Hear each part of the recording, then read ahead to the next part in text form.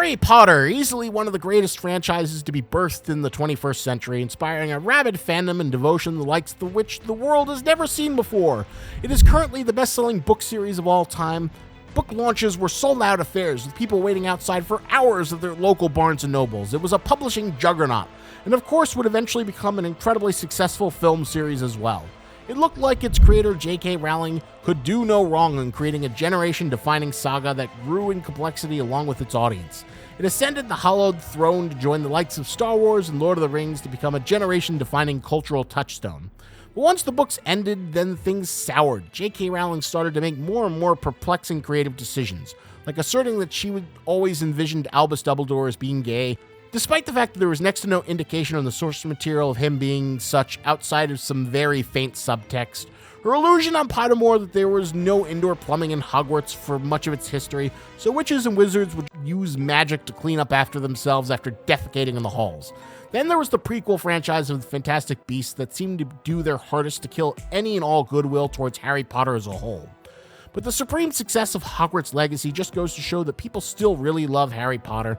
The Universal Park still attracts millions of visitors a year, turning the park into a legitimate competitive rival towards Disney's attractions. And recently it was announced that there would be an HBO remake of the entire Harry Potter series, which leads to an interesting question.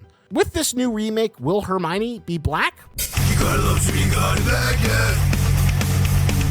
Love turns into time, don't you grab it. So you might be wondering, Hermione Granger, the iconic smarty know-it-all, who was most famously played by Emma Watson, has always been seen as a white British character. What do you mean she's black? Well, that's the interesting thing. When Harry Potter and the Cursed Child premiered in theaters, there was an interesting change in casting. Obviously, the stage play didn't use any of the film actors, but recast the iconic trio as older adults with their own kids attending Hogwarts, and the role of Hermione was cast with a black actress. This, of course, led to outcrying of controversy, as most of these race-swap casting choices usually do. J.K. Rowling pushed back against it, and she was never specific about Hermione's race in particular, despite her appearing white in all the promotional material and artwork. And despite the original claim that actress Noma Duemzweni was the best person for the role, it seemed those arguments seemed to falter as more productions of the play continued to cast other black women as Hermione as the producers continued forward. This wasn't an issue of colorblind casting anymore, but rather an intentional creative choice to bring a bit more diversity to the extremely white wizarding world of Harry Potter. Because let's be honest, Hogwarts is basically Wakanda for white people. But now with the looming new HBO series, it asks an interesting question. If we're going to remake the Harry Potter series as a big expensive TV show that will last for 7 to 10 years, will she recast Hermione and have the new actress who plays her be black to better fit in with the continuity set up in the stage play? This, to me, is the ultimate litmus test of where Rowling is right now, because she was a liberal and leftist darling for a long time, the ultimate celebrity crusader for social justice. She was the queen who was worshipped on the left-leaning microblogging sites like Tumblr. In the early days of the Trump presidency, it wasn't uncommon for people to label themselves as the Resistance, like Dumbledore's army, a group seeking to undermine his fascist tendencies and hurtful policies. Rowling ruined that goodwill when she decided to go against the leftist line when it came to gender and trans issues. It started innocuously enough. Rowling retweeted an article that referred to women as people who menstruate, finding herself very annoyed at the label, and from there it became a huge snowball of escalating trans-antagonizing statements. As someone who originally built a reputation as a supporter of all marginalized people, someone whose series was about pushing back against racists and fascists like Voldemort, she began to push back against the progressive dogma and received one of the worst scarlet letters you could have in this digital age. She was branded and would later come to embrace the label of TERF. Now, for all of you who don't know, the term stands for Trans Exclusionary Radical Feminist. The idea is that you're like a super feminist who's so feminist that you believe that trans women aren't women and just men masquerading as them in order to invade women's spaces, like bathrooms, showers, or athletic competitions. Despite the radical feminist label, I don't think I've seen a single leftist space that's open towards embracing people who espouse TERF beliefs or talking points. It is one of the worst things you can be labeled. And so this one tweet led to a death spiral, where the full might of all the leftist activists and Twitter continued to battle Rowling and transform her into a more extreme version of herself. I'm not here to go through the entire history. There are plenty of breadtubers that have done that, and there are dozens of hours of long video essays detailing the entire account of Rowling's transphobic or trans-antagonistic statements. But to me, the entire spectacle has been fascinating to watch, to see the person who was the champion of leftist progressive causes become a social pariah overnight because of one tweet. But the thing is, Rowling has one thing that most people who get this label don't have, and that's billions of dollars. Cancel culture works when you're working for someone else. It does little when you're already made your fat stacks and have one of the best contracts in publishing. Rowling is famous for the unprecedented control she has, along with her lucrative deal for subsidiary rights. So just like George Lucas, her profits were paved by merchandising rights. And despite the erasure of time, Harry Potter has managed to remain evergreen. I mean, there's a real-life sport based on her fictional one of Quidditch that people play in real leagues. People still pour into Harry Potter stores and Universal theme parks to visit a real-life recreation of Diagon Alley and consume huge amounts of butterbeer. When you're this rich and so integral to your IP, it's very, very difficult to be canceled. And despite so much of the original cast disowning her and so many other celebrities condemning her, Rowling has remained steadfast, doubling and tripling down, pushing back against the trans rhetoric. So I'm not going to go into full detail here because there's another video I'd like to make about this topic, but essentially it breaks down like this. Trans people right now are one of the most protected, underprivileged groups, at least within leftist and liberal spaces. Every major corporation seems to be tripping over themselves to show that they are the most trans inclusive. And I think largely trans people have won their big battles. It's much less socially acceptable to discriminate against them for housing or employment, and even if you try, there are now more resources than ever to provide support or punish outright examples of bigotry. The problem is the micro issues. For example, take women's sports. If trans women are women, then they should be able to compete competitively with cis women, right? But in many cases, this is seen as unfair given the fact that going through puberty as a male gives you a distinct advantage over cisgendered women. This is where it gets very messy when you have people arguing over the difference between sex and gender, that sex is biology and gender is a more amorphous performance that encompasses a wide spectrum of expression. An idea that is becoming more and more mainstream with greater LGBTQ influence. I mean, the fact that I'm even using the term cis instead of straight speaks towards that discourse. I think people have learned to accept different pronouns and accept referring to a person as the gender and pronouns they prefer as a social courtesy. But I think when you get into the area like sports that is segregated due to fairness, that's when people's tolerance begins to break down. And the idea that you're going to remodel the entire space of athletic competition to suit the needs of a small subset of a minority within a minority is something that rubs people that are moderate the wrong way, especially when you see opportunities taken away from cis women in terms of scholarships or competition medals. These are the lines where the current cultural battlegrounds are being drawn, and for Rowling, the title of woman being replaced with birthing person to appease a small minority was the line that crossed too far for her. Now, from a pragmatic point, if I was Rowling, I'd just shut up and not say anything. From a business standpoint, getting all the progressive leftist money is just as good as the right-leaning money, and all the negative publicity just seems to smear her legacy and previous image as a crusader of progress. After spending so much time trying to transform Hogwarts into a more progressive space in some of the laziest ways possible through retconning it feels especially silly to throw away all of that just because you want to fight with trans people and trans activists online, especially when you've built one of the most beloved franchises ever created. But this brings us back to the original point. Rowling is at a crossroads. She has the opportunity to revisit her works of Harry Potter in a new adaptation, casting new actors who will grow up with the roles. Does that mean she's willing to stick to her guns that Hermione was always black? If she was always black, then surely she'll be black in the new series to keep continuity, right? So far, no casting announcements have been made yet, but to me it'll be the most revealing point of where Rowling stands. If she was just a progressive grifter trying to stay relevant, or if she has a larger creative integrity to stick with her guns and follow through with her promise. Here's what I think. I think the whole trans debacle has made Rowling completely indifferent towards being passive progressive anymore. I think after the death threats and bomb threats, she doesn't care anymore. She's probably become much more moderate in her beliefs, but loved the attention and adulation she received when she became a progressive figurehead. I mean, who wouldn't want to be treated like a billionaire goddess who's on the right side of history? But here's the thing, the left's moral compass is always moving, pushing and prodding further till you reach some new absurd point where you want to push back. Maybe it's being labeled a birthing person, which made the progressive Young Turk host Anna Kasparian push back. Birthing people, really? Come on. For me, it's not even like, oh, I don't want to be inclusive and I don't want to think of, transgender people. It's the phrasing, like, it just makes you sound like a weird object. Or maybe it's the new trend of having to perform land acknowledgements during corporate events. Oh, Hello and welcome to Microsoft Ignite. We've got a big day ahead and lots in store for you. First, we want to acknowledge that the land where the Microsoft campus is situated was traditionally occupied by the Sammamish, the Duwamish, the Snoqualmie, the Suquamish, the Muckleshoot, the Snohomish, the Tulalip, and other Coast Salish peoples since time immemorial.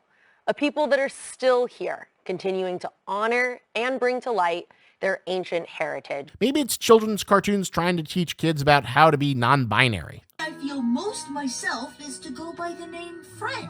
That's because I'm non-binary, and Fred is the name that fits me best. And I also use they and them. It's these little microaggressions that make the average person snap like it did for J.K. Rowling, who has now embraced her role as the big turf bad guy and seems to relish it in her Twitter disputes and the fact that her detractors have next to no power over her.